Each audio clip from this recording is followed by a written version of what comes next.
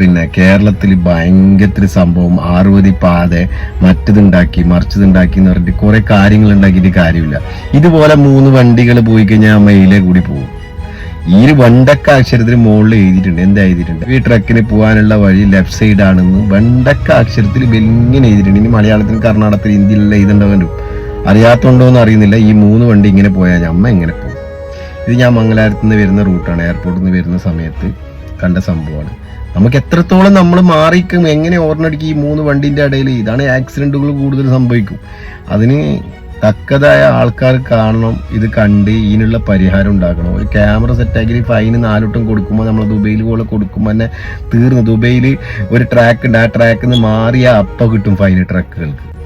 അപ്പൊ അതുപോലെയാണ് ഈ വണ്ടികളൊക്കെ ഉള്ളത്. എന്തെങ്കിലും ഒരു പരിഹാരം ഉണ്ടാക്കണം. ഇങ്ങനെ 3 അല്ല ഇനി 6 പേര് പാതാക്കിയിട്ടും കാര്യമില്ല. ഇതുപോലെ പോയി കഴിഞ്ഞാൽ പണി കിട്ടും. അതുകൊണ്ട് മക്കളെ, ഇങ്ങനത്തെ ആൾക്കാരെ കണ്ട അപ്പ നിർത്തിയിട്ട് ഫൈൻ കൊടുക്കണം. അതിന് കഴിയുന്നത്ര മാക്സിമം ഷെയർ ചെയ്യാതെ ഈ നമ്പർ പ്ലേറ്റ് നേരെ കാണാൻ നോക്കുന്നുണ്ടോ? നമ്പർ പ്ലേറ്റ് എങ്ങനെയെങ്കിലും അതിന് ഫൈന് കൊടുത്തിട്ട് ഇവരെ കൊണ്ട് ഇങ്ങനത്തെ 4 ആൾക്ക് ഫൈൻ കിട്ടുമ്പോൾ ഈ പരിപാടി നിൽക്കും.